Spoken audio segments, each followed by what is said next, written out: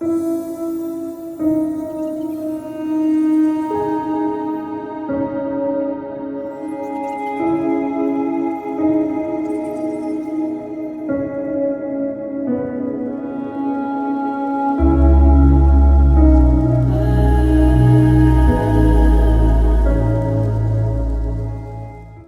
à tous, c'est Elisabeth, j'espère que vous allez bien. Je vous retrouve aujourd'hui dans une ambiance un peu particulière puisque c'est Halloween et j'avais très envie de faire une vidéo sur ce thème d'Halloween on va dire essayant, parce que je vais essayer, peut-être pas réussir mais je vais essayer d'approfondir le sujet concernant les enfants médiums. On me pose beaucoup de questions, on m'envoie beaucoup de mails. Il n'y a pas une semaine qui se passe sans qu'on m'envoie pas un mail en me disant « ma fille est médium, ma fille est ceci, ma fille est cela ». Donc j'avais déjà fait une vidéo sur ce même thème il y a quelques temps, mais j'avais envie de faire une vidéo, on va dire, de complément, sous une forme un petit peu foire aux questions, c'est-à-dire que j'ai pris les questions qu'on me pose régulièrement pour en faire une vidéo. Et pour aider, parce que le but c'est ça toujours, pour aider peut-être des parents qui se retrouvent dans des situations un petit peu complexes, ou alors carrément des enfants, parce qu'il y a beaucoup d'enfants aujourd'hui qui regardent YouTube naturellement, et qui me regardent d'ailleurs, et je les remercie. Et voilà, donc le but c'est vraiment d'être un petit peu plongé dans l'ambiance Halloween. Peut-être que vous aurez l'opportunité de regarder cette vidéo pendant ce long week-end, ou peut-être même ce soir. Je ne sais pas. Donc du coup j'ai mis des bougies, et je me suis dit vas-y Elisabeth, fais-toi un plaisir, toi qui adores Halloween. Juste une parenthèse d'ailleurs, Halloween, je crois que c'était sur YouTube, j'ai une personne qui m'a dit « Oh là là, faut pas fêter Halloween, parce que Halloween, c'est le bas astral. » Nine, non. En fait, Halloween, c'est une fête païenne à l'origine, c'est-à-dire que les païens étaient persuadés que entre le 31 et le 1er novembre, donc la fête des morts, ils pensaient que les âmes des défunts de l'année pouvaient retourner dans leur famille pour délivrer un message aux vivants. Et de ce fait, les portes de l'au-delà, on va dire, étaient ouvertes, ce qui veut dire que tout le monde peut passer. Bah oui, donc les gentils comme les méchants, tout le monde peut passer. Donc on mettait des trucs, des citrouilles affreuses, etc., devant les maisons pour faire peur aux entités négatives et pour ne pas donner trop envie aux morts de rester sur Terre. Voilà. Donc ce n'est pas la fête du bas astral, c'est une fête où on se déguise pour faire peur justement aux entités négatives, aux démons, etc., qui reviennent sur Terre pendant la nuit du 31 au 1er novembre.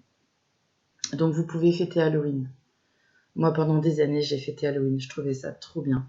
Je faisais des fiestas pas possibles à la maison. Vous savez, genre les fêtes aux États-Unis. Voilà, c'était l'occasion de faire une fête. De toute façon, avec moi, tout se fête. Tous les jours en I se fêtent déjà. Et puis c'était une bonne raison pour s'amuser, pour danser, pour se déguiser aussi. C'est très drôle. J'adore me déguiser. J'ai fait du théâtre pendant des années, donc forcément, j'ai gardé ça. Donc on va partir sur la première question, qui est une question qu'on me pose très souvent, où on me demande « Mais Elisabeth, est-ce que tous les enfants sont médiums? Est-ce que tous les enfants sont potentiellement médiums ?» Alors, ce qui est clair, c'est que entre 0 et 12 ans, voire même un petit peu plus parfois, les enfants n'ont pas forcément la conscience de tout ce qui est, on va dire, l'imaginaire, le réel, l'irréel, etc. Ils n'ont pas ce filtre, en fait. Donc pour eux, c'est presque naturel, effectivement, de s'ouvrir à d'autres choses. Ça ne veut pas dire qu'ils sont tous médiums, mais ça veut dire qu'ils ont une certaine prédisposition à accueillir le phénomène. Voilà. Donc, il ne va pas se poser les mêmes questions. Un enfant n'a pas la même déduction intellectuelle qu'un adulte, forcément, et heureusement d'ailleurs, on va dire. Donc c'est vrai qu'un enfant qui va être témoin de phénomènes paranormaux ou qui va vivre une expérience paranormale, il ne va pas y avoir ce filtre-là de « j'ai besoin de comprendre ». Non, lui, il va prendre, en fait. Il va dire « bon, bah ok, il y a ça ». Donc c'est vrai que les enfants ont une petite prédisposition à capter des phénomènes, ce qui ne fait pas forcément d'eux des médiums. On peut être témoin de phénomènes, on peut subir des phénomènes sans être médium. Il faut bien comprendre cette petite distinction. Il y a l'enfant qui va être témoin de phénomènes, comme n'importe quel adulte, comme n'importe quelle personne, il va être témoin de phénomènes. Et il y a, je dirais, l'enfant qui va pouvoir vraiment avoir une capacité extrasensorielle à capter des éléments. Et là, ça va être une médiumnité précoce, on va dire.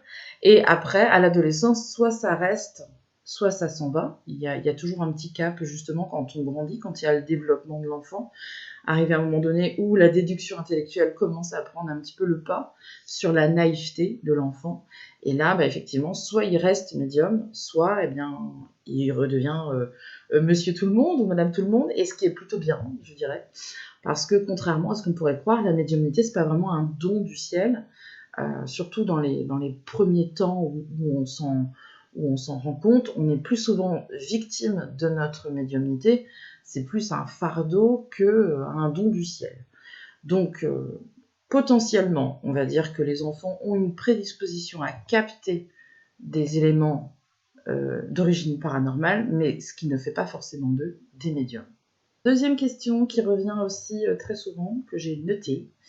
On me demande souvent comment savoir si mon enfant est réellement médium. Bah oui, parce qu'en général, c'est pas commun, je veux dire.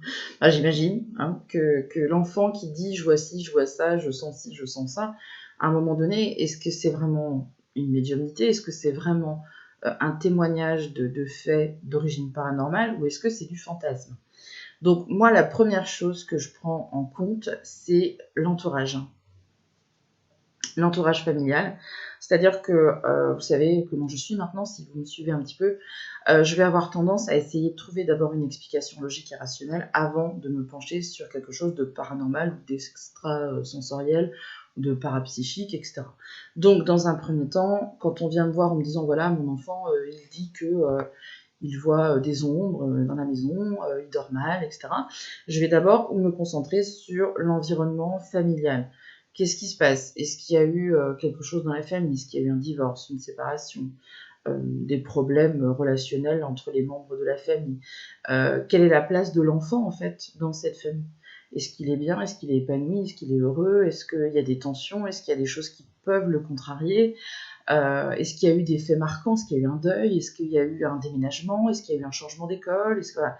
Le but, c'est d'essayer de comprendre l'enfant, de découvrir son environnement et d'exploiter les différentes pistes qui pourraient faire que l'enfant se lance dans un fantasme. Ça arrive, je dirais que dans 9 cas sur 10, l'enfant n'est pas médium.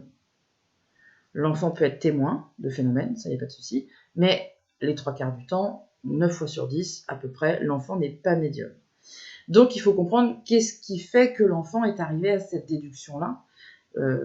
Il faut essayer de le comprendre, on n'est pas là pour lui dire t'es un menteur, pas du tout. Il faut le comprendre, il faut essayer de savoir comment il fonctionne et pourquoi il dit ça. Après, ce que je prends aussi en compte, et ce qui est vraiment très important pour le coup, c'est souvent, je dirais, comment dire ça, l'intérêt que portent les parents à tout ce qui est paranormal. Ah oui, faut être logique. L'enfant a toujours besoin de séduire ses parents. Il a toujours besoin de plaire à ses parents. Donc, si un des parents est très passionné par le paranormal, l'ésotérique, qu'il en parle beaucoup, qu'il regarde beaucoup de films à la télé et beaucoup de séries en lien avec tout ça, l'enfant a compris que papa était passionné par tout ça, donc il va faire en sorte d'attirer l'attention de papa. Donc ça, c'est radical comme constat. Très souvent, les parents qui sont d'ailleurs sur les sites, sur les groupes, etc., de tout ce qui est en lien avec le paranormal, ce sont aussi des parents qui disent « mon fils est médium ». Donc, je pense qu'il y a une vraie résonance. Ça, c'est un petit peu comme les papas qui ont toujours rêvé d'être footballeurs et qui mettent leur gamin au club de foot, en pensant que leur charmant bonhomme va devenir le futur Ronaldo. Donc je pense qu'il y a quand même toute une partie de psychologique, de fantasme. Donc c'est très important de passer par cette étape de compréhension et d'analyse pour avoir vraiment un avis très clair et très sain sur l'enfant. Après, on n'est pas là pour le casser, on n'est pas là pour le juger, on est là pour le comprendre. Mais cette étape-là, elle est vraiment très importante. Il ne faut pas prendre de raccourcis, jamais. Il faut toujours être très logique, prendre de la hauteur par rapport à une situation, essayer de comprendre et ne pas aller tout de suite à la conclusion « mon enfant est médium ». S'il n'est pas médium, c'est plutôt une bonne nouvelle. Il a certainement d'autres talents, il n'y a pas de souci, mais la médiumnité, encore une fois, j'insiste, ce n'est pas vraiment une chose merveilleuse, c'est quelque chose de très difficile à vivre. Une fois qu'on aura exploité, on va dire, toute la partie logique et rationnelle de l'enfant, de la situation, on va essayer de trouver, je dirais, certaines similitudes entre les enfants qui sont médiums. En général, un enfant qui est médium, c'est un enfant qui est fatigué. C'est un enfant qui est très fatigué parce qu'il a des nuits qui sont très mouvementées, beaucoup de cauchemars, des terreurs nocturnes, des crises d'angoisse, des pleurs, des cris, enfin voilà, c'est des nuits qui sont extrêmement perturbées, avec un discours qui va être souvent de dire que quelqu'un a essayé de l'étrangler, qu'il y a quelqu'un dans la chambre, qu'il y a quelqu'un qui l'observe. Ça, c'est des discours qu'on retrouve assez fréquemment. Et puis, comme il y a une fatigue qui est extrême, tout simplement du mal à se lever le matin, et aussi, bien sûr, tendance à tomber malade facilement. Quand on est affaibli, quand le système est affaibli, on a tendance à être malade assez régulièrement. Moi, quand j'étais petite, j'étais toutes les semaines chez le médecin. Voilà, j'étais asthmatique en plus. Je suis toujours asthmatique, mais je ne fais plus de crise d'asthme. Mais l'asthme est typiquement émotionnel. Donc, dès qu'on a une contrariété, dès qu'on a une angoisse, on est malade. Et ben moi, je crois que je devais avoir des médicaments dans les veines. Si on m'avait fait une prise de sang à l'époque, laissez tomber, elle a des antibiotiques directement dans les veines. Donc c'est voilà, une fatigue extrême chez l'enfant. Un enfant aussi qui va du coup être stressé quand l'heure du coucher approche. Le fait de se retrouver seul dans une chambre, c'est aussi un enfant qui veut pas forcément être seul dans sa chambre. Moi, j'ai partagé ma chambre pendant longtemps. J'ai embêté mes grandes sœurs en allant dans leur lit dès que je pouvais. Enfin voilà, ça c'est le premier petit détail qui devrait mettre la puce à l'oreille. Ensuite, quand on est enfant médium, on a une notion du danger plus. C'est là d'ailleurs la grande différence avec les autres enfants qui vont parfois faire des choses dangereuses et inconsidérées, tandis que l'enfant qui est médium, lui, il a une notion du danger et surtout il a une notion de la mort. Un enfant qui parle beaucoup de la mort, de la fin des choses. C'est aussi un enfant qui peut changer d'humeur très facilement, c'est-à-dire qu'il va passer du rire aux larmes, sans raison particulière, ou même de la colère à la joie, pourquoi pas. Mais c'est un enfant qui a du mal en général à identifier ses émotions et qui, par conséquent, peut changer d'émotion très très vite. C'est aussi un enfant qui peut se sentir vraiment pas bien dans certains lieux. Quand je dis pas bien, c'est pas juste un enfant pas bien. C'est un enfant qui peut avoir mal au ventre, qui peut aller jusqu'à être malade, jusqu'à vomir, jusqu'à avoir des pics de fièvre ou des phénomènes, on va dire, comment je te dirais, des pathologies, entre guillemets, mais qui ne sont pas justifiées. C'est-à-dire que vous avez votre enfant et d'un coup, il fait 42 fièvres, il est malade comme un chien et 2 heures après, il va très bien. Des choses comme ça qui sont pas logiques, ou en tout cas qui ne sont pas explicables par le corps médical. Ça, c'est des choses déjà qui doivent, je vais vous dire, c'est bizarre, il y a des choses que je comprends pas bien. Après, ça arrive aussi, hein. Il y a des enfants qui font des pics de fièvre pendant 48 heures, mais c'est pas forcément des médiums. Il faut vraiment qu'il y ait aussi une succession, et je dirais une accumulation de tous ces faits pour qu'on arrive à la conclusion que. D'accord ? Un enfant médium, c'est un enfant aussi qui parle souvent des personnes qui sont disparues, qui est très curieux du passé, qui se pose beaucoup de questions. C'était comment avant ? Moi, je questionnais beaucoup ma mère, j'aimais beaucoup quand elle me racontait des anecdotes de son enfance avec ses parents, avec ses frères. J'étais assez curieuse de ça, et je suis restée même curieuse comment on va dire, du patrimoine, les châteaux, les manoirs, les églises. J'adore ces lieux-là où il y a une histoire, il y a quelque chose. Je fais pareil aujourd'hui quand je fais mes séminaires et que je cherche des lieux comme ça qui, au niveau énergétique et vibratoire, me racontent quelque chose. Brocéliande, pour les personnes qui sont venues à Brocéliande et qui viendront à Brocéliande l'année prochaine, j'ai pas choisi ce lieu-là par hasard. C'est un lieu qui est parlant, qui raconte une histoire. Et ça, c'est vrai que quand on est médium, on va être attiré par l'histoire, tout ce qui est lié au passé. On va essayer de comprendre, on va essayer de questionner. Donc ça aussi, c'est un détail qui est assez parlant. Et puis quand on est enfant médium, on a des périodes où on a besoin d'être seul. On n'est pas forcément les plus populaires de l'école, on n'est pas les enfants qui ont le plus de copains à l'école, on n'est pas invité aux anniversaires toutes les semaines. Enfin, on a des moments de solitude qui sont nécessaires d'ailleurs à notre bien-être, parce que parfois on a besoin vraiment de s'isoler des autres pour réussir à prendre de la distance tout simplement avec les énergies des gens, avec l'émotionnel des gens. Et puis, dernier détail et pas des moindres, en général, quand on est enfant médium, on est très chahuté par les entités, donc le corps de votre enfant est susceptible d'avoir des bleus, des griffures ou des morsures à des endroits où il ne peut pas le faire lui-même. D'accord ? Si votre enfant a une morsure sur le poignet, il peut le faire lui-même. Mais par contre, s'il se retrouve avec une morsure dans le dos, par exemple, ou une griffure dans le dos, et que vous avez tout bien vérifié, le matelas, pour être sûr qu'il n'y ait pas un ressort qui sort, ou des choses comme ça, et ça, c'est quelque chose qui peut vraiment vous mettre la puce à l'oreille, en vous disant, il y a un problème. Après, comme je dis toujours, une fois qu'on découvre un fait, si vous découvrez un hématome suspect sur le corps de votre enfant, ne prenez pas non plus de raccourcis, essayez de comprendre le pourquoi du comment avant d'exploiter quelque chose de paranormal.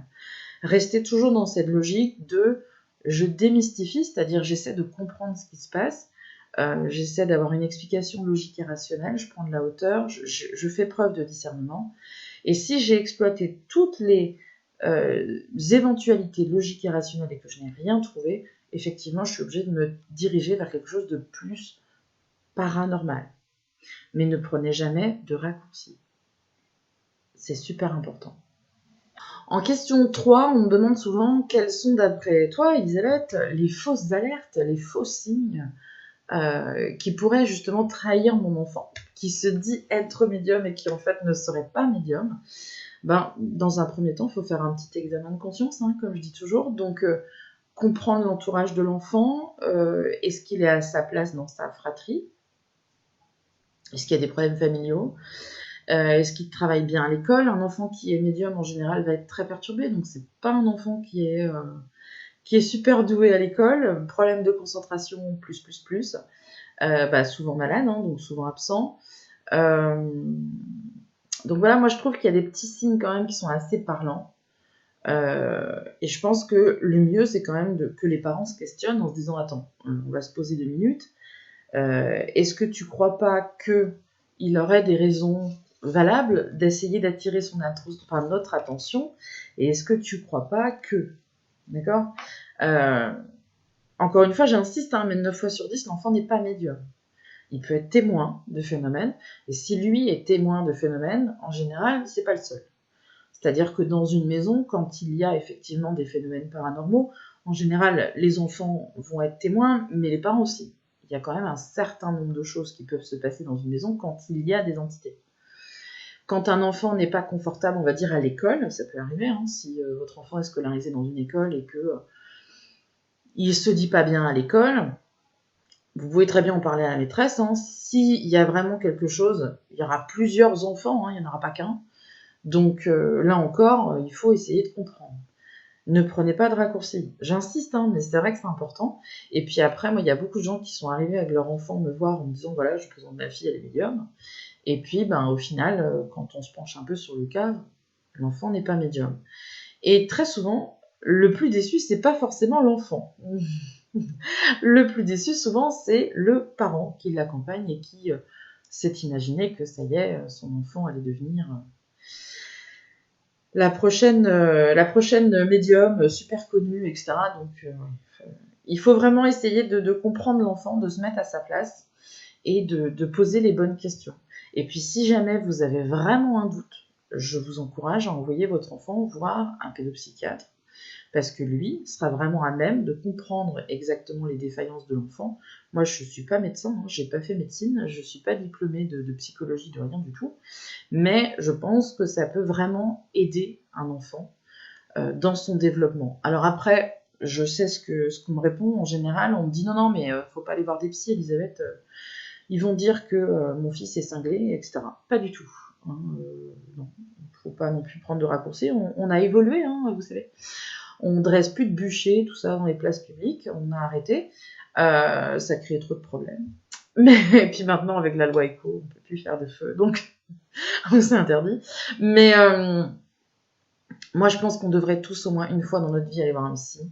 Et c'est une grande preuve d'intelligence de dire, bah voilà, en fait, nous, on n'arrive pas à comprendre notre enfant. Donc peut-être que si on l'envoie voir un spécialiste, un médecin, eh ben lui, il va essayer de comprendre et il est équipé pour ça. Je veux dire, il a les armes nécessaires pour ça. Donc plutôt que de laisser couver un mal-être, moi je trouve que c'est très intelligent de consulter et je vous conseille de le faire si jamais vous avez des doutes. Question numéro 4. Comment les enfants perçoivent les entités Alors ça, c'est un peu compliqué de répondre à cette question parce que franchement, la médiumnité, c'est un peu au cas par cas. Moi, je me rends compte que quand j'écoute d'autres médiums, je me rends compte qu'on n'a pas tous les mêmes expériences, qu'on n'a pas tous le même vécu. C'est vrai que moi, étant enfant, j'étais vraiment plus dans le dark, hein, j'étais dans les expériences plutôt négatives. Donc, je pense qu'on a tous un niveau peut-être de médiumnité qui est différent. La médiumnité, par exemple, que j'ai aujourd'hui à 38 ans n'est pas du tout la même que j'avais il y a 5 ans, encore moins celle que j'avais il y a 10 ans, etc. Donc les choses, elles évoluent. Moi, je peux parler de mon expérience d'enfant médium, parce que je suis née comme ça, j'ai rien demandé, mais de faire une généralité, je vais avoir du mal. Je pense qu'on va avoir peut-être des médiums qui auront des expériences différentes. Moi, quand j'étais enfant, j'avais une médiumnité qui était déjà complète, c'est-à-dire que je pouvais voir, entendre, sentir, ressentir, très très tôt, puisque les premiers souvenirs que j'ai à peu près 3 ans, des souvenirs qui sont quand même bien marquants, notamment quand j'ai commencé d'aller à l'école, où là, je me suis rendu compte qu'il y avait un truc.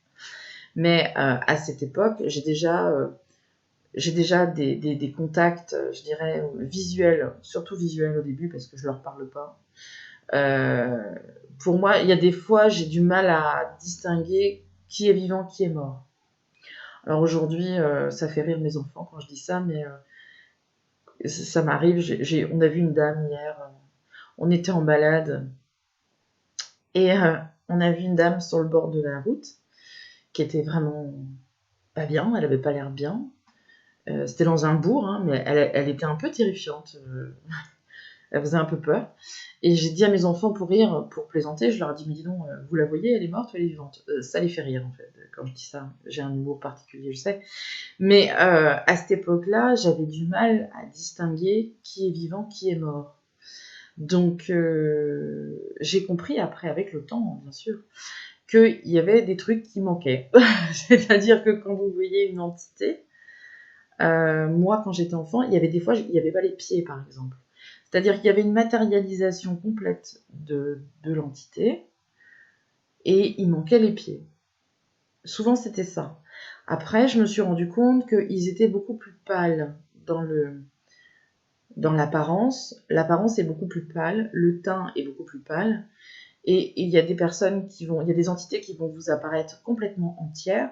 Il y a des entités qui vont vous apparaître que partiellement, c'est-à-dire vous allez voir juste, je sais pas moi, un visage, ça arrive, hein, un visage qui passe. Vous allez aussi avoir des ombres. Ça, c'est quand en tout cas l'entité ne peut vraiment pas se matérialiser, elle va apparaître comme une ombre. Donc souvent en vision périphérique, sur les côtés, au début. C'est-à-dire que vous êtes concentré à faire quelque chose et d'un coup, vous voyez un truc passer. Ça, c'est la vision périphérique.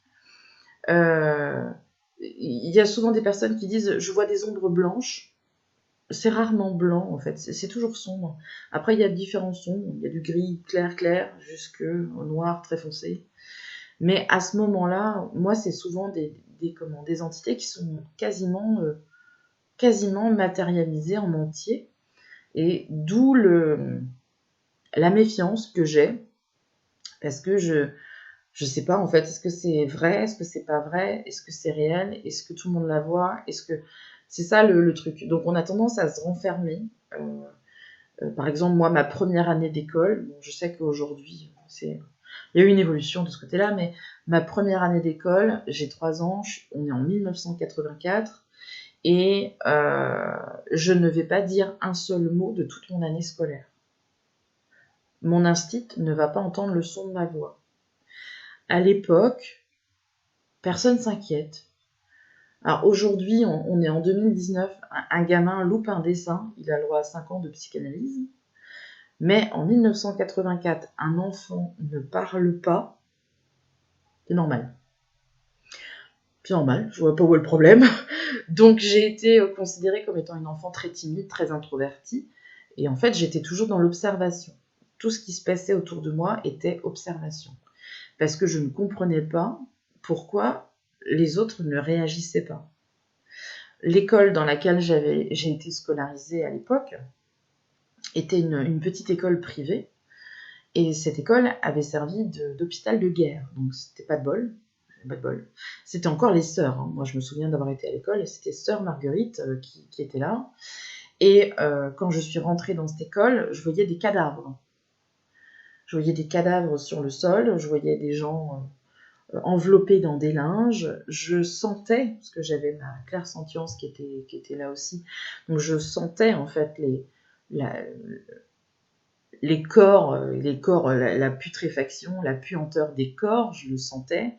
Je voyais des gens à l'agonie, je voyais des gens qui étaient blessés, je voyais du sang, des corps ensanglantés.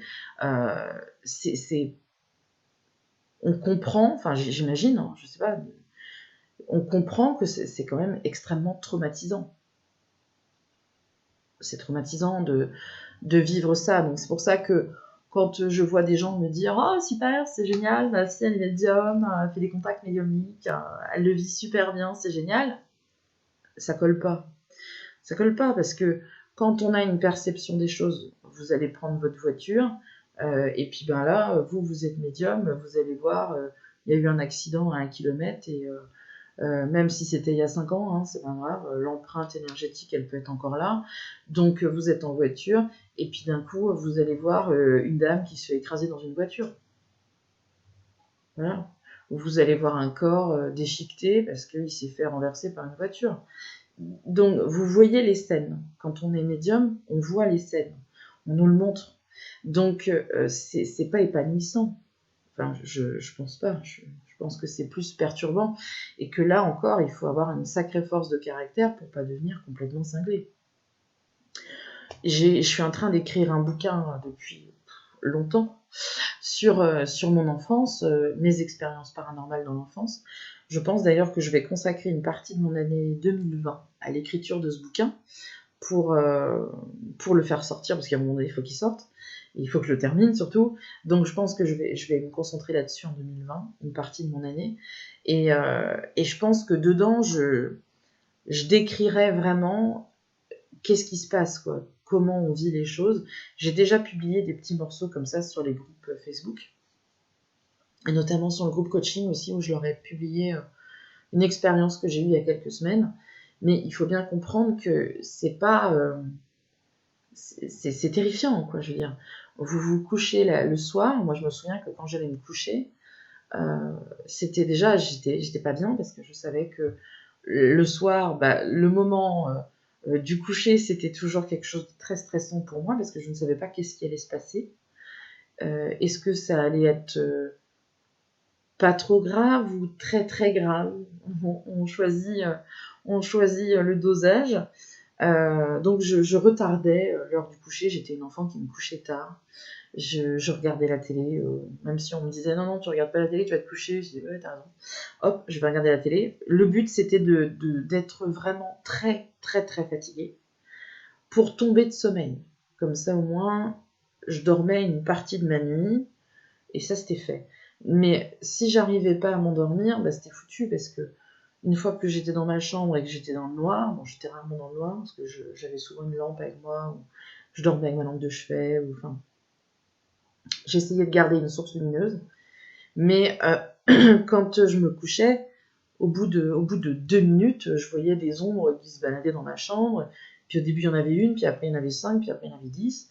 Et j'avais toujours cette sensation que ça bougeait partout autour de moi, ça chuchotait, ça me parlait, on m'appelait, on me touchait, on me secouait, on me disait « Mais si, tu nous entends, dis pas que tu nous entends pas, on sait que tu nous entends. On me poussait du lit, on tirait mes couvertures. Le but, c'est de me voler mon énergie. Hein. Donc, quand on est dans la peur, c'est une énergie. Donc, plus on nous fait peur, plus on dégage de l'énergie. Et les entités ont besoin d'énergie. Donc, tout est un circuit énergétique, en fait. Hein. Donc, ils viennent vers vous, tout simplement, pour vous dérober votre énergie, pour vous voler votre batterie. Et du coup, tout est bon, quoi. Donc, plus on vous fait peur, plus il y a de l'énergie. Youpi, c'est merveilleux. Donc, moi, c'est ce genre d'expérience-là que j'ai vécu, que ce soit à l'école, que ce soit dans la rue, que ce soit, j'en sais rien, moi, dans un magasin, pourquoi pas. Si c'est un magasin, je me souviens, il y avait un magasin quand j'étais petite. C'était un magasin de meubles, je crois, à l'époque. Et c'était dans un petit bourg qui était une cité médiévale, donc qui a aussi, bien sûr, un passé important. Et quand je rentrais dans ce magasin, j'avais l'impression qu'il y avait plein de monde. Et ma mère, c'était le genre de réflexion que je ne comprenais pas. Ma mère me disait toujours, mais je comprends pas, il n'y a jamais personne dans ce magasin. Et là, je me disais, mais attends, il n'y a jamais personne. Maman, t'es sûre que ça va? Parce que là, on n'a pas la même vision. Donc, c'était des petites choses comme ça, quoi. C'était... c'est assez intriguant, en fait, de voir... parce que pendant longtemps, moi, j'ai pensé que c'était les autres qui avaient un problème, c'était pas moi. Hein. Ben non, moi, j'avais pas de problème. Ce que je comprenais pas, c'est quand je disais à ma sœur, mais regarde, il y a quelqu'un. Il y a personne.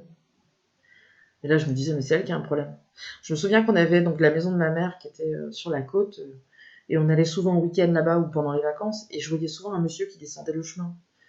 Et je lui disais, il y a un monsieur qui est là, et il me fait peur, il me faisait peur, c'est vrai, il me faisait peur. Et au final, elle me disait, mais non, mais il n'y a personne. Voilà, l'enfant médium a des perceptions que son entourage ne comprend pas. Et souvent, c'est des perceptions qui sont justes. Moi, je me souviens, pendant très longtemps, j'ai eu un monsieur qui était au pied de mon lit et qui sentait la gitane. Il sentait très très fort, une odeur de cigarette très très forte. Il s'asseyait au pied de mon lit, sur mon matelas. Je sentais le matelas qui s'affaissait, donc c'était physique, hein, c'était pas psychique à l'époque, c'était physique. Il faudrait peut-être que je vous explique la différence entre phénomène physique et phénomène psychique. Un phénomène physique, c'est quelque chose qu'on entend.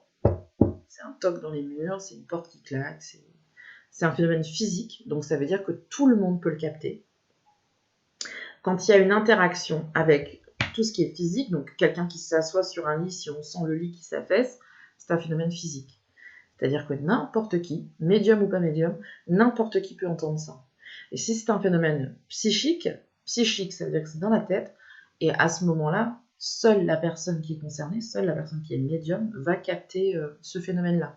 Après, ce qui est très intéressant, c'est qu'on peut mettre 4 médiums dans la même pièce, et par contre, une entité peut s'adresser uniquement à l'un d'entre eux. C'est-à-dire que 4 médiums dans le même endroit ne vont pas avoir les mêmes informations et les mêmes ressentis. Ça, je l'ai compris il n'y a pas très longtemps. Donc, la mémoire du lieu, par contre, peut parler à tout le monde, mais un phénomène psychique va être adressé à une personne en particulier. Donc quand moi je suis enfant, que je suis dans mon lit, terrifiée parce que je vois des ombres qui se baladent tout autour de moi, et que je sens des courants d'air, et que je sens plein de choses, et que je sens quelqu'un qui affaisse le matelas, c'est quelqu'un qui physiquement s'assoit sur mon matelas. Et ce monsieur venait très souvent s'asseoir sur le rebord de mon lit. Il ne me parlait pas. J'avais juste une silhouette, et j'avais l'impression que je voyais comme de la fumée, comme s'il fumait en fait, avec une odeur de tabac très très forte. Et plusieurs années plus tard, j'ai compris que c'était le frère de ma mère qui était décédé d'un cancer et qui venait me rendre visite de temps en temps.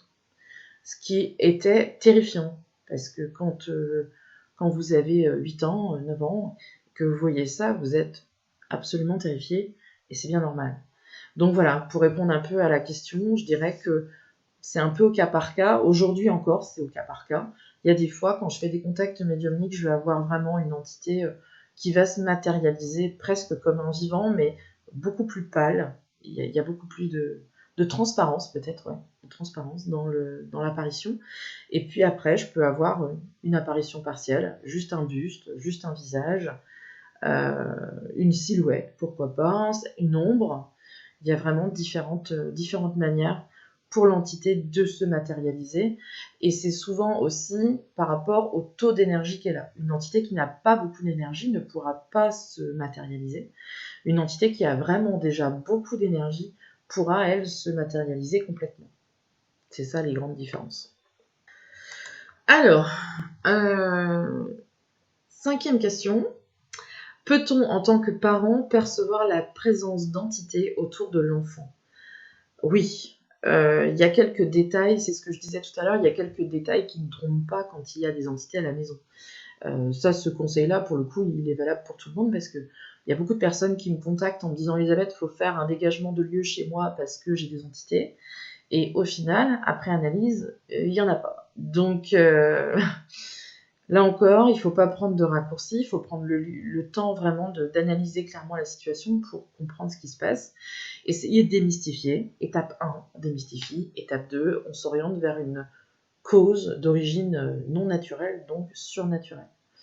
En général, quand il y a des entités dans un lieu, il y a plusieurs on va dire, symptômes, entre guillemets, qui vont vous permettre d'arriver à la conclusion qu'effectivement, il y a quelque chose dans cette maison qui ne va pas. Alors que la maison soit ancienne ou récente, ça n'a absolument pas d'intérêt. Parce que les gens pensent que si on achète une maison, si on construit une maison neuve, on n'aura pas d'entité. Je vois pas pourquoi. Les entités, vous pouvez les ramener avec vous, déjà. Vous pouvez avoir des entités des énergies qui sont accrochées à du mobilier. Vous achetez, je sais pas moi, une table d'occasion dans une brocante. Il y a quelque chose qui est accroché à la table, ça arrive. Ou une armoire, ou n'importe quoi. Tout ce qui est ancien. Donc souvent, quand il y a des entités, on commence déjà par faire un inventaire. Est-ce qu'il y a des objets qu'on a récupérés? Est-ce qu'on vous a donné quelque chose? Est-ce que vous avez été au vide-grenier? Est-ce que vous avez été en brocante? Tout ce qui est d'occasion, potentiellement, est, on va dire, rattaché à une histoire, donc à une empreinte énergétique. Donc ça, c'est la première chose. Dans un lieu, ce qu'il faut savoir, c'est qu'une entité, elle passe rarement inaperçue, même si dans les premiers temps, en général, elle est un peu discrète. Puisque c'est toujours crescendo. Donc au début, il ne se passe pas grand-chose, et puis plus ça va, plus il y en a, plus on a capté notre curiosité, plus on est curieux, plus il y en a aussi. Donc en général, ce qu'on va constater dans une maison, c'est en premier lieu des tocs dans les murs, des grincements, des sensations de courant d'air, alors que tout est fermé. Si vous habitez dans une maison avec des problèmes d'isolation, etc., c'est différent, mais là, je vous parle vraiment de courants d'air dans une maison qui sont complètement injustifiés, voire des baisses de température, c'est-à-dire que vous avez toute votre maison qui est à 21 degrés ou 22 degrés, ce qui est très chaud déjà, mais vous avez une pièce où vous avez beau la chauffer, il fait 15. Il y a un problème. Souvent d'ailleurs, il y a un inconfort dans une pièce, on appelle ça le point chaud.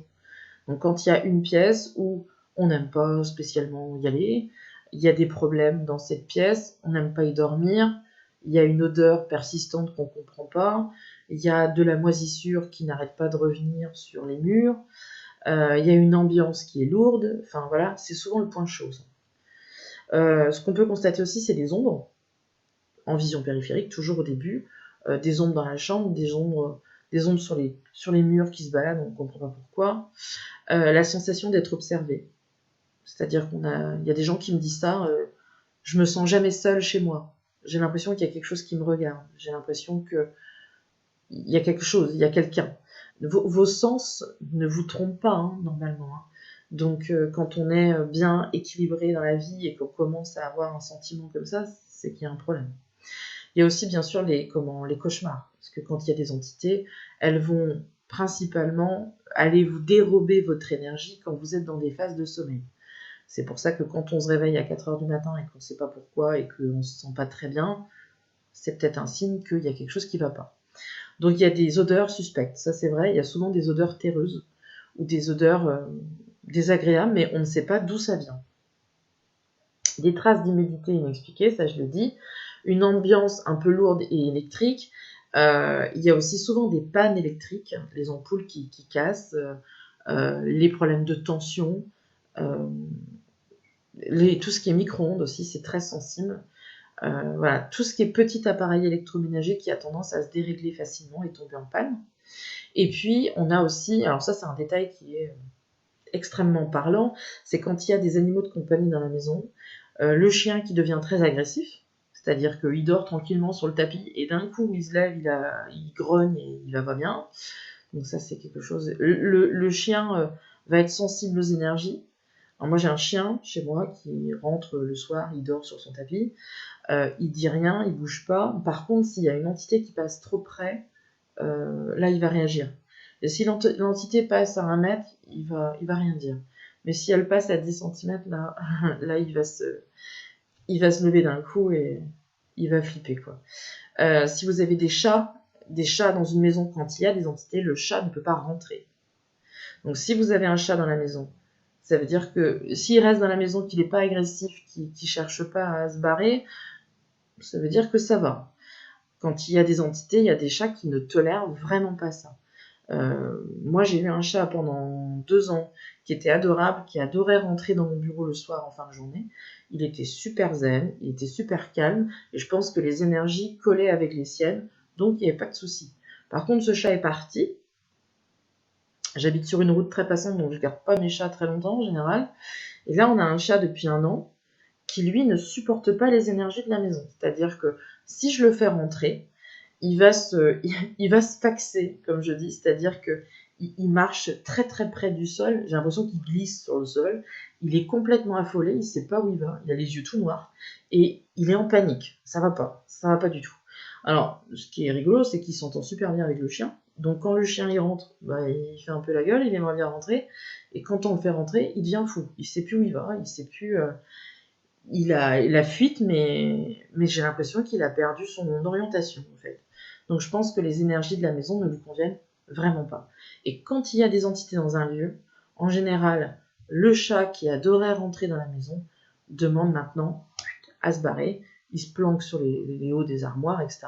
Parce que le chat peut sentir ça, il sent. Le chat voit l'éthérique, le corps éthérique. C'est-à-dire que le chat, il peut voir votre aura. Et donc, il peut voir toutes les énergies qui se baladent. Quand vous voyez votre chat qui est posté comme ça et qui commence à regarder en l'air et machin, c'est parce que lui, il voit l'éthérique.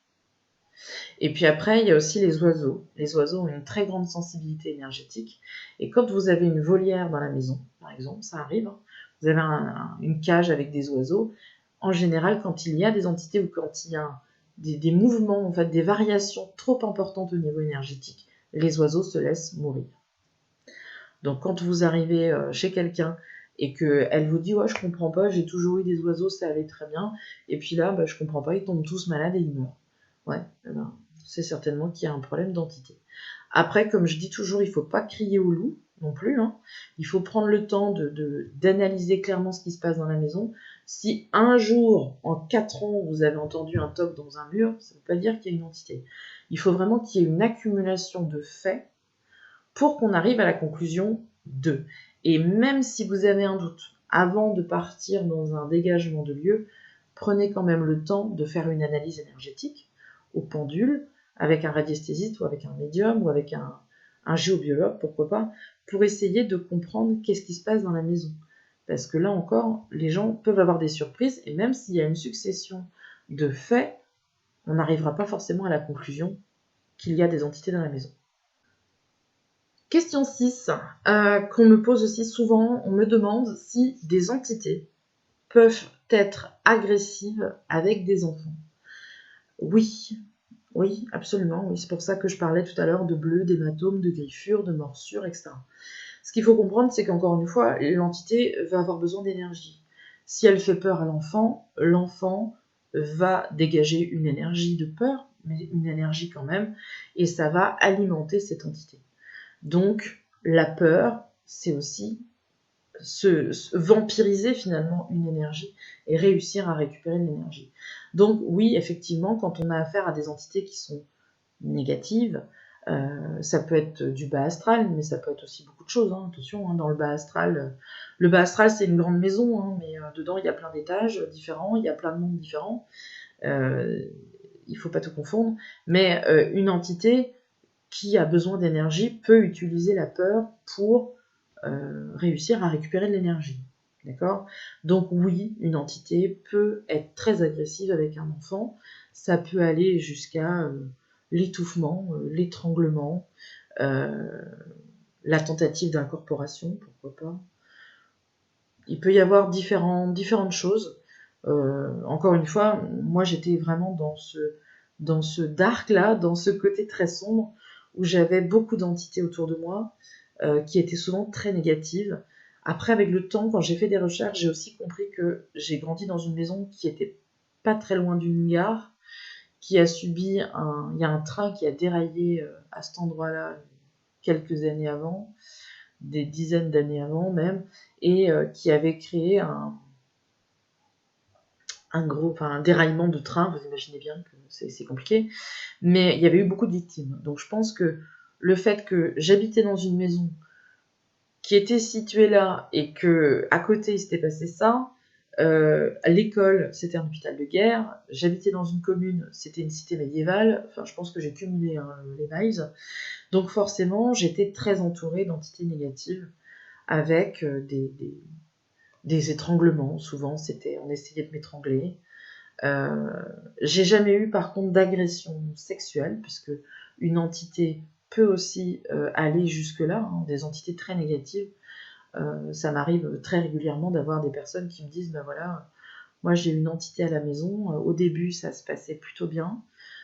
C'est là aussi où il faut comprendre le système, hein, c'est que quand on commence à avoir des phénomènes, en général on est curieux, on se dit tiens c'est rigolo, oh moi j'ai l'impression qu'il y a quelqu'un dans la maison. Enfin les gens trouvent ça rigolo au début. Mais l'entité, elle va essayer de vous mettre en confiance. Donc, si vous êtes en confiance, vous n'allez pas être dans la méfiance du tout, forcément, et vous allez continuer à laisser faire les phénomènes. Au début, c'est un petit toc dans les murs. Après, c'est une porte qui claque. Après, il y a encore plus de phénomènes, jusqu'à arriver au cauchemar, jusqu'à arriver au moment où on se sent étranglé, où on a quelqu'un qui nous saute dessus, qui nous tire du lit, qui nous griffe, qui nous agresse verbalement, physiquement. Et puis ça peut aller effectivement jusqu'à une sensation que quelqu'un ou quelque chose nous caresse la nuit, et aller jusqu'à vraiment une sensation de viol. Ça arrive. Alors moi, j'ai jamais vécu ça dans l'enfance, et ni dans l'âge adulte. Mais moi, c'était plus dans l'agression physique. J'avais l'impression qu'on voulait souvent m'étouffer. Donc j'étais souvent plaquée contre mon matelas. Donc imaginez-vous la scène, hein. Vous avez 7-8 ans, vous vous êtes couché le soir parce que vous êtes fatigué, épuisé de votre journée, vous avez juste envie de dormir profondément, et puis vous vous endormez, vous dormez naturellement dos au mur, hein, c'est-à-dire qu'on met jamais un enfant qui est médium ne met jamais son lit au milieu de la pièce, il va coller son lit dans un angle pour pouvoir avoir le dos contre le mur, parce qu'au moins on sera sûr que personne nous agressera de ce côté-là. C'est stratégique. Et puis, vous allez vous endormir, et votre corps, votre fameux corps, et c'est là que la médiumnité prend son sens, c'est que quand on est médium, on a des espèces d'informations qui sont traitées par le corps. C'est-à-dire que mon corps, c'est comme un frisson qui vous réveille. Vous sentez des choses qui se passent dans votre corps, où on vous dit là, il y a quelque chose qui se passe et c'est pas normal. Donc vous vous réveillez, vous savez pas trop ce qui se passe, le temps que tout se remette bien dans le bon axe, vous avez un peu froid, vous vous sentez pas très très bien, vous vous sentez un peu barbouillé, comme si vous aviez pas digéré quelque chose. Vous avez comme des frissons ou comme de l'électricité statique dans l'air qui vous dit là, il y a quelque chose qui va se passer. Et selon l'intensité de cette sensation-là, où ça va se passer bien, ou ça va vraiment pas bien se passer. Et vous sentez votre cœur qui commence à partir, vous sentez les palpitations qui commencent vraiment à partir vite, parce que vous savez que ça va arriver, hein, c'est imminent. En général, vous cherchez un peu dans le noir pour voir s'il y a une masse, une silhouette, s'il y a quelque chose, qu'est-ce qui se passe. En général, les sueurs, vous sentez votre cœur qui bat partout, hein, dans vos oreilles, dans votre gorge, partout, et vous attendez parce que vous savez que ça va arriver. Et quand ça arrive, vous avez l'impression de vous faire écraser par un 38 tonnes. C'est une pression énorme sur votre corps physique. C'est quelque chose qui vous gêne, c'est quelque chose qui semble... Enfin, c'est désagréable, en fait. C'est très désagréable. Autant il y a des entités qui vont être très positives et ça va être agréable d'avoir un contact avec eux parce qu'on a l'impression qu'ils vous donnent quelque chose, qu'ils vous transmettent quelque chose. Le rayonnement est positif. Mais quand c'est une entité qui est négative, vous avez juste envie qu'elle s'écarte, qu'elle parte loin. Ça vous dérange. C'est désagréable. C'est une agression. Vous sentez ça comme une agression. Et vous allez sentir physiquement la main de l'entité qui vous écrase la gorge et qui ne s'arrête pas. C'est-à-dire que vous avez beau essayer de prendre le poing. Alors vous pouvez le toucher, parce que souvent les gens me disent ça, c'est invisible. Non, c'est que quand on est médium, on peut le toucher. Donc vous avez l'impression que la peau est spongieuse. Moi j'ai l'impression souvent que la peau, je peux la transpercer tellement elle est spongieuse. Et vous allez essayer de lui faire lâcher, et là c'est une lutte, quoi. Et souvent la lutte devient psychique, c'est-à-dire que vous avez une agression physique, vous sentez qu'on vous étrangle, vous sentez le poids aussi de cette entité sur vous, vous pouvez aussi sentir un corps qui est mouillé, vous pouvez avoir les cheveux qui vous tombent dessus, vous pouvez sentir la bave, il y a des entités, il y a des... Alors, moi j'ai déjà senti quelque chose qui bavait sur moi. Il y a souvent comme de la boue, de la terre ou des choses comme ça, et vous allez essayer de l'enlever, et ça vous étrangle pour de vrai, c'est un phénomène physique. Et en général, il va falloir réussir à se connecter à quelque chose de psychique, parce que la lutte, elle est physique d'un côté, psychique de l'autre. Donc il va falloir réussir à vous connecter à cette entité pour comprendre qui elle est. Il faut avoir son nom. Il faut savoir qui. Il faut savoir pourquoi. Et il faut savoir comment. C'est les 3 questions qui doivent réussir à être comblées pour qu'on puisse réussir à se dégager de là. En général, quand vous réussissez à avoir ne serait-ce que le prénom, ça peut vous sauver. Parce que j'ai remarqué qu'une fois qu'on a le prénom, ça s'arrête. Donc, il faut être d'un côté, se protéger physiquement pour pas suffoquer, pour pas faire un malaise. Et il faut réussir à capter l'entité, c'est-à-dire qu'il faut réussir à capter qui c'est, qu'est-ce qu'elle veut, c'est qui. Et en général, quand on se connecte psychiquement à cette chose, à cette entité, eh bien, on va avoir des détails de sa vie, par flash. Et tous ces petits flashs-là vont nous donner un élément final qui est le prénom. Et une fois que vous avez prononcé son prénom, pouf, disparu. Et ça, malheureusement, c'est des choses qui peuvent m'arriver encore aujourd'hui, mais c'est très très rare. Parce qu'aujourd'hui, je sais me protéger, je sais comment ça fonctionne. Mais à l'époque, quand on est enfant, on subit sa médiumnité. Donc, c'est des épisodes comme cela qui peuvent arriver très régulièrement. Donc, encore une fois, un enfant qui est médium et « ouais, c'est super », c'est pas possible. C'est pas possible. Quand vous vivez ça dans votre nuit, et que le lendemain matin, il faut se lever pour aller à l'école, que vous mettez un col roulé jusque-là parce que vous avez encore le bleu et l'hématome de la main serrés autour de votre cou, c'est pas possible de dire « je suis épanouie, tout va bien ».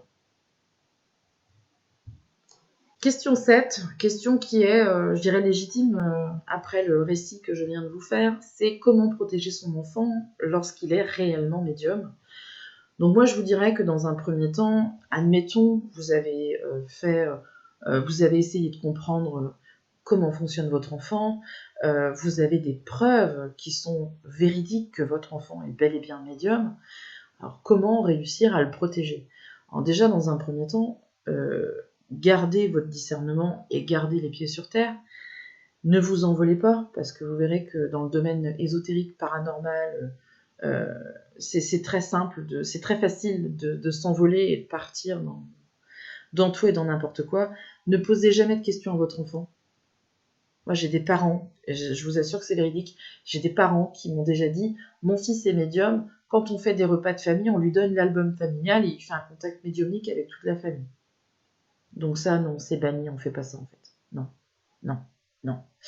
Donc ne posez jamais de questions, soyez toujours à son écoute, parce que si vous êtes à son écoute, c'est déjà énorme, c'est déjà super. Écoutez-le sans jugement, laissez venir, ne posez pas de questions, soyez naturel. N'en faites pas des masses. Bah oui, parce que un enfant qui est médium ne prend pas ses capacités comme quelque chose d'extraordinaire qu'il faut partager avec tout le monde. En général, c'est un secret. Donc quand votre enfant a une confiance en vous et qu'il a réussi à vous confier les choses, qu'il sait que vous êtes à votre écoute, etc., à son écoute, n'allez pas dire à tout le monde dans l'entourage, les copains, les copines, la famille, machin, il est médium. Non, c'est plus un fardeau. Donc soyez son complice, mais ne le trahissez pas, mettez pas ça en avant. Il va en être gêné en fait, il sera gêné parce qu'il est différent. Et toutes les différences sont toujours difficiles à gérer. Donc vous allez prendre peut-être ça comme quelque chose d'extraordinaire, lui va prendre ça comme étant une malédiction. Donc il ne voudra pas en parler, il ne voudra pas que les autres sachent. C'est une différence, toute différence n'est jamais mise en avant, c'est compliqué, il faut l'accepter. Donc n'en faites pas des masses, ne mettez pas ça en avant, n'allez pas en parler à tout le monde, c'est pas la peine. Soyez prudent, soyez dans l'analyse et dans l'écoute. Et si jamais ça devient problématique, que votre enfant a de gros problèmes, je dirais, avec des entités ou des choses comme ça, consultez un médium. Et cette personne-là, elle va vous donner des conseils pour réussir à se protéger correctement, et notamment par le biais de la lithothérapie. J'ai fait une vidéo sur la lithothérapie, les pierres de protection, qui, en tout cas pour moi, a été l'outil inespéré, parce que je ne savais pas qu'avec un petit caillou, on pouvait se protéger. Eh ben, très sincèrement, aujourd'hui, moi, je ne peux plus m'en passer. Et si j'arrive aussi bien à dormir la nuit maintenant, c'est parce que je les ai toujours avec moi. Je me balade toujours avec mes quelques pierres de protection, n'importe où je vais. Et ça me permet d'avoir des nuits super cool, où je ne suis plus attaquée, etc. Ça ne veut pas dire que il y en a pas, il n'y a plus d'attaques, il y a encore des entités qui arrivent de temps en temps à passer, mais c'est très très rare. Donc expliquez-lui qu'il y a des solutions pour se protéger des entités, qu'il existe des outils, qu'il existe des méthodes, et qu'avec le temps et l'expérience, on arrive vraiment à se protéger.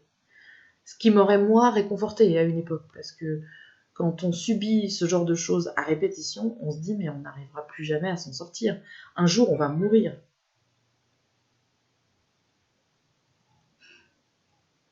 Je ne sais pas. Un jour, on va mourir. Et en fait, il faut bien comprendre que non, il existe des solutions. Il y a toujours des solutions. Je vais me transformer en Ghostbuster. Donc, la hantise de lieu. Si on peut me laisser juste finir ma vidéo et après, c'est bon. La hantise de lieu, c'est quand il y a une mémoire du lieu. D'accord? Donc, vous prenez un lieu qui est ancien, admettons un château, un manoir, etc. Un lieu où il y a eu donc beaucoup de passages. Il y a eu beaucoup de gens qui sont passés là, beaucoup de gens égale beaucoup d'énergie, donc beaucoup d'empreintes énergétiques. Quand vous allez dans un lieu, en étant vivant, hein, je m'adresse aux vivants, quand vous allez dans un lieu, on dit, et je suis assez d'accord avec ça, vous allez par exemple chez une amie boire un café, et vous partez. Vous allez laisser une empreinte de votre passage. En tout cas, moi je le ressens. Quand les gens viennent chez moi, on passe un moment ensemble, j'ai l'impression qu'il y a une petite partie d'eux qui reste encore. C'est pour ça qu'on parle de nettoyage énergétique régulier. L'hygiène énergétique est importante. Donc dans un lieu comme un château, par exemple, vous imaginez bien que le château, il a 5 siècles, 4 siècles, il a une histoire, il y a eu des gens qui ont vécu là, il y a des gens qui sont morts là, et il y a aussi des personnes qui étaient très attachées à ce lieu. Tellement attachées d'ailleurs qu'elles n'ont pas envie de partir. Ce qui me semble logique. Quand on a vécu dans un lieu, quand on a été super heureux, quand on a plein de souvenirs à cet endroit-là, ça me semble tout à fait cohérent qu'on n'a plus envie de partir. Donc, on reste accroché à ce lieu-là, l'énergie en tout cas reste accrochée à ce lieu-là, et quand vous êtes enfant médium ou même médium à l'âge adulte, vous allez après aller visiter ce château, et là vous allez voir des trucs qui se baladent quoi. C'est-à-dire que vous allez avoir... Alors, soit c'est résiduel, c'est-à-dire qu'il y a une entité qui est résiduelle dans le lieu, c'est-à-dire qu'elle fait toujours la même chose en boucle, et on peut pas interagir avec elle, c'est-à-dire qu'on n'aura pas d'interaction. On dit aussi que c'est des entités qui ne sont pas intelligentes, c'est-à-dire que c'est répétitif, c'est en boucle, et ça ne changera pas. Voilà. Et autrement, il y a les entités qui sont intelligentes, donc c'est-à-dire qui sont dans le lieu, mais avec qui on va pouvoir avoir une interaction. Et quand vous êtes médium et que vous allez dans un endroit où il y a une entité intelligente, elle va avoir besoin d'énergie, naturellement, et le médium est une batterie. est une batterie ambulante. Donc, quand vous arrivez dans ce lieu-là, vous pouvez être sûr que l'entité, c'est vers vous qu'elle va aller. Elle a besoin d'énergie, vous en avez plein, ça tombe bien, elle en a besoin. Donc, voilà. Et à quoi ça ressemble ? Écoutez, ça peut avoir différentes formes, là encore, il n'y a pas vraiment de loi pour le coup, hein. Ça peut être physique, c'est-à-dire que vous pouvez avoir une matérialisation de l'entité, vous pouvez très bien avoir qu'une partie qui passe devant vous, pardon. Vous pouvez avoir une sensation de chaud, de froid. Souvent, on se sent vidé, c'est-à-dire que quand on comprend pas bien encore le système énergétique et comment ça fonctionne, vous arrivez là-dedans avec une batterie à 100%, l'entité, elle va vous envoler 20, et puis vous allez avoir 80, puis au bout d'une heure, vous en avez pu avoir que 50, et puis vous allez sortir de là, vous allez être fatigué. Donc, n'oubliez pas que le principe, c'est de trouver de l'énergie. La préoccupation principale d'une entité, c'est l'énergie. Où est-ce que je vais me fournir en énergie ? Et quand vous voyez par exemple aussi, tiens, ça c'est intéressant, les enquêteurs paranormaux là, qui vont se balader dans les châteaux, etc., ils ont toujours un problème de batterie. Souvent c'est la caméra qui n'a plus de batterie, l'appareil photo qui n'a plus de batterie. Pourquoi il n'y a plus de batterie ? Tout simplement parce que ils ont besoin de l'énergie. Donc forcément, vous allez voir votre téléphone qui va baisser de batterie à vue d'œil. Bon, sauf si vous avez un iPhone, là ça compte pas, parce que toujours un problème de batterie. Mais voilà à quoi ça ressemble une hantise dans un lieu. Après, le phénomène d'hantise, on l'utilise, l'appellation hantise est souvent utilisée quand il y a vraiment quelque chose de puissant, quoi. Donc l'énergie, au début, on en prend un tout petit peu, puis elle grimpe en énergie, l'entité, donc plus ça va et plus les phénomènes sont importants. Quand on arrive à dire hantise, c'est que là, on a affaire à quelque chose quand même de balèze.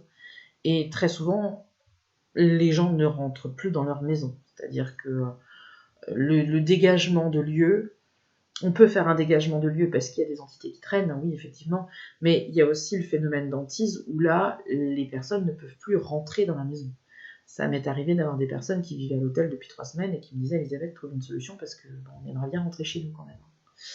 Alors rentrer chez nous, après avoir vécu un phénomène de hantise dans un lieu, même si c'est terminé, en général, les personnes ne veulent plus rester, parce que c'est un vrai traumatisme, et c'est tellement compliqué de continuer à vivre dans ce lieu-là que les gens préfèrent partir. Enfin, dernière question, nous arrivons au bout de cette petite vidéo, où on me demande est-ce que c'est possible de cohabiter avec des entités si jamais je me rends compte que mon fils a des problèmes avec ça, est-ce que c'est possible quand même de cohabiter ? Je dirais que oui, c'est tout à fait possible de cohabiter.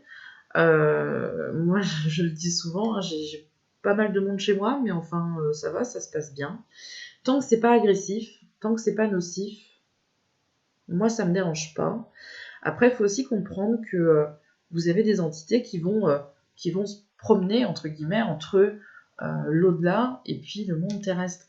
Alors, il y a bon nombre de personnes qui vous disent ça. Si vous avez une entité chez vous, par exemple ma maman, elle est décédée il y a quelques années, si elle vient chez moi, alors là, il faut vite la faire passer de l'autre côté et puis terminer, elle ne reviendra plus. En fait, moi je pense que les portes, elles sont jamais définitivement fermées. Quand on a besoin d'un contact avec un défunt, c'est comme ça que ça se passe. Quand on a besoin d'un conseil, quand on a besoin d'un signe, pourquoi pas. Je pense qu'ils sont tout à fait à même de venir nous faire ce signe et de repartir. En tout cas, c'est ce que je constate dans mon expérience personnelle, bien sûr. Donc, il ne faut pas toujours être avec l'eau bénite et l'encens, être prêt à dégainer dès qu'il y a un bruit dans la maison. Il ne faut peut-être pas exagérer non plus. Et puis après, la cohabitation, oui, ça se fait. Vous aurez toujours des pics, en fait. C'est-à-dire que dans une maison, comme chez moi par exemple, vous pouvez très bien être 3 semaines sans aucun phénomène, et puis là, pendant 2 jours, il va y avoir plein de choses. Mais ça ne nous dérange pas. Je veux dire, on a appris à vivre avec. Il n'y a pas d'agression, il n'y a pas d'agressivité, il n'y a pas de choses... et quand il y en a, on fait le nécessaire. Enfin, je fais le nécessaire, mais en règle générale, notre maison, elle a une âme, elle a une histoire. Il y a beaucoup d'énergie qui s'y déplace, mais en même temps, c'est un peu mon activité. Donc, j'ai quand même des gens qui viennent me voir toutes les semaines pour faire des contacts. En plus, la maison est construite sur une rivière souterraine, donc ça aussi, c'est un accélérant. On est en Bretagne, il y a du granit autour de toutes mes ouvertures. Je veux dire, on cumule un certain nombre de choses qui font que on résulte de ça. Après, on le vit aussi beaucoup mieux aujourd'hui qu'il y a quelques années. Il y a toujours des phénomènes qui se passent, on va dire, régulièrement. Et quand il y a quelque chose qui est nouveau, c'est là que ça nous met la puce à l'oreille. C'est-à-dire que on s'habitue finalement à une maison, on s'habitue au bruit de la maison, on s'habitue à l'ambiance de la maison. Voilà, c'est chez nous, on s'y sent bien, tout va bien. Il y a des phénomènes, je dirais, habituels. Ici, ça va être des bruits de pas à l'étage. On peut entendre des gens parler ou rigoler même une fois. C'était ha ha ha. Mais c'était pas un rire satanique, hein, c'était un rire tout simplement. Non, parce qu'on imagine, j'habite pas dans la maison de Dracula non plus, mais on peut entendre ça, on peut entendre quelqu'un qui descend l'escalier, ça c'est quelque chose qu'on a eu souvent. Et d'ailleurs, quand je suis partie à Bayeux, mon mari a entendu quelqu'un monter l'escalier la nuit. Il y avait personne, il était tout seul dans la maison. Qu'est-ce qu'on a eu? Ah, mon fils a eu la télé qui s'est allumée toute seule en pleine nuit. Qu'est-ce qu'on a eu? La télé en bas aussi qui s'est allumée. Enfin voilà, il y a des choses, je dirais, qui sont régulières. Donc quand c'est régulier, on va dire que c'est normal. Enfin, chez nous, en tout cas, c'est normal. Voilà, il n'y a pas de problème particulier. C'est des phénomènes qu'on constate et point. Il y a eu une chambre aussi qui a été en travaux pendant longtemps. Cette chambre était complètement vide et toutes les nuits, on entendait des planches qui tombaient dans cette chambre. Et en fait, il n'y avait rien. Il n'y avait pas de planche. Déjà, il n'y avait pas de planche à la base. Donc, on a tout essayé de comprendre. Hein. On a cherché à savoir d'où ça venait. En fait, on n'a jamais trouvé. Et puis, quand on a fait les travaux et qu'on a cassé une cloison, on a refait la chambre, depuis, on n'a jamais eu de problème. Mais ça, c'est des choses qui sont régulières.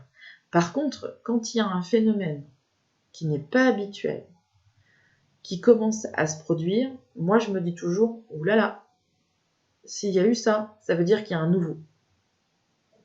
Il y a un nouveau. Et comme je fais des contacts médiumniques, très souvent l'entité est là avant que le vivant soit là. C'est-à-dire que quand j'ai quelqu'un en rendez-vous, les 3 quarts du temps, il est déjà là la veille ou l'avant-veille. Voilà. Donc peut-être qu'il y a quelqu'un qui est en train de traîner dans la maison, une nouvelle entité, une nouvelle énergie. Et c'est pour ça qu'on a un nouveau phénomène. Quand vous avez une classe, quand un institut a une classe, c'est toujours les mêmes bêtises qui sont faites, mais s'il en rajoute un nouvel élève, il y aura de nouvelles bêtises. Là, c'est un petit peu pareil.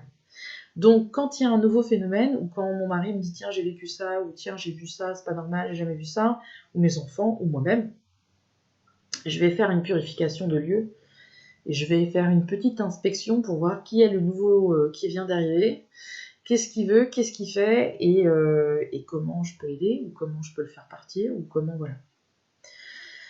Il faut être très observateur, il y a plein de petites choses dans une maison qui doivent vous mettre la puce à l'oreille et vous faire comprendre qu'il y a quelque chose qui ne va pas. Après, il faut que ça reste sensé, il faut que ça reste rationnel. Donc, première étape, je démystifie. Et deuxième étape, j'explore une raison non naturelle, donc surnaturelle. Dernier point qui me semble important quand même d'aborder avant de clôturer cette vidéo. On me demande souvent, est-ce qu'il faut parler de la mort aux enfants? Est-ce qu'il faut les envoyer aux obsèques? Est-ce qu'il faut leur montrer, etc. Moi, je pense qu'il ne faut pas en faire des masses, hein, tout simplement. Quand il y a un deuil dans une famille, ce qui est dramatique, il vaut mieux dire aux enfants. Vous n'allez pas prétendre que mamie est partie aux Bahamas et qu'elle ne reviendra jamais. Enfin, je veux dire, soyez logique. Mamie est partie, papy est décédé. Enfin voilà, et je pense qu'il faut leur dire les choses parce que ça peut aussi leur permettre de comprendre votre douleur. Parce que quand on perd quelqu'un de proche, forcément, on est très malheureux, ce qui est logique. Donc, il faut leur en parler, il faut répondre à leurs questions. Mais de là à exposer la mort aux enfants, je ne suis pas convaincue. Encore une fois, si vous avez ce genre d'épreuve dans votre famille, parlez-en à votre médecin de famille, parlez-en à un psy. Et puis rapprochez-vous aussi d'associations, parce qu'aujourd'hui, il existe des associations d'accompagnement dans le deuil dans tous les départements. Vous cherchez sur Internet une association et vous en parlez, parce que c'est des groupes de parole, c'est très très bien fait. Ça vous permet en plus de rencontrer des personnes qui vivent les mêmes épreuves que vous. Donc vous allez vous sentir beaucoup moins seul. Et je pense que la difficulté, c'est la solitude, encore une fois. La solitude dans l'épreuve, la solitude dans le deuil, le manque d'empathie, peut-être aussi de l'entourage, le manque d'amour, l'isolement. L'enfant qui est médium va se sentir isolé.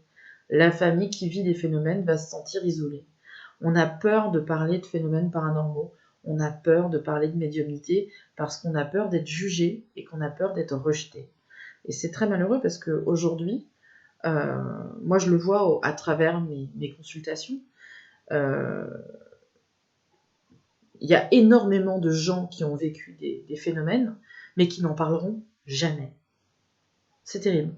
C'est tellement tabou en France, c'est tellement mal vu, c'est tellement mal perçu, qu'on a tout de suite cette sensation d'être pris pour un cinglé parce qu'on a vécu quelque chose. Et au final, il y a tellement de gens dans tous les milieux, dans tous les domaines, qui s'intéressent à toute cette, on va dire, ce domaine-là particulier, l'ésotérisme, le paranormal, le parapsychique. C'est passionnant, c'est vraiment passionnant. Mais aujourd'hui, vous savez, votre médecin de famille est peut-être mon consultant. Moi, aujourd'hui, j'ai beaucoup de médecins, j'ai beaucoup de psys, des chirurgiens, des notaires, des avocats. Enfin, je veux dire, aujourd'hui, moi, ma clientèle, si je peux parler de clientèle, elle est de tout domaine, de tout milieu social, de tout milieu culturel. Et au final, tous ces gens-là me disent la même chose. Un jour, j'ai vécu quelque chose, mais j'ai tellement eu peur d'être jugée que j'en ai pas parlé. Et très souvent, des personnes qui assistent à mes ateliers ou qui viennent, qui pratiquent les cartes, etc., ils sont tellement gênés de dire qu'ils font ça, qu'ils n'en parlent pas, parce qu'ils ont peur d'être rejetés. Ben vous savez, vous avez peut-être quelqu'un dans votre famille qui a aussi vécu des phénomènes, vous avez peut-être quelqu'un à votre travail que vous croiserez un jour dans une de mes conférences, et vous ne penseriez jamais qu'elle assiste à ce genre de choses. Donc je pense qu'il faut peut-être aussi essayer de s'ouvrir à plein de choses. Moi j'ai des amis qui me fréquentent et qui ne croient pas particulièrement au paranormal, et ça me dérange pas. Ça me dérange pas du tout. Que les gens n'y croient pas, ça me dérange pas. Que les gens aient des a priori, ça me dérange pas. Mais ouvrez-vous. L'ouverture d'esprit, c'est aussi être dans l'écoute, même si on n'est pas forcément à 100% d'accord.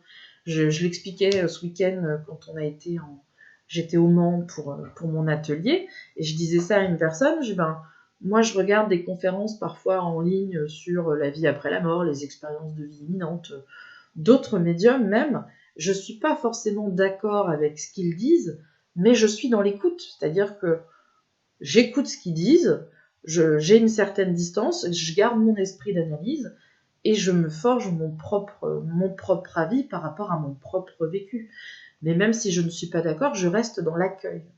J'ai envie aujourd'hui de me nourrir d'expériences d'autres personnes, c'est hyper enrichissant, même si ça colle pas avec moi, ce que j'ai vécu, même si peut-être que dans 5 ans, dans 10 ans, dans 20 ans, j'aurais encore évolué différemment et peut-être que voilà, j'aurais une vision différente. Quand je regarde le travail que je faisais il y a 3 ans, par exemple, certaines vidéos que j'ai tournées il y a 2-3 ans, aujourd'hui, j'ai évolué déjà. On évolue tout le temps. Donc, gardez votre ouverture d'esprit en disant, voilà, si votre enfant est médium, s'il a en tout cas s'il est témoin de phénomènes paranormaux, vous pouvez très bien en parler avec votre entourage en restant très prudent.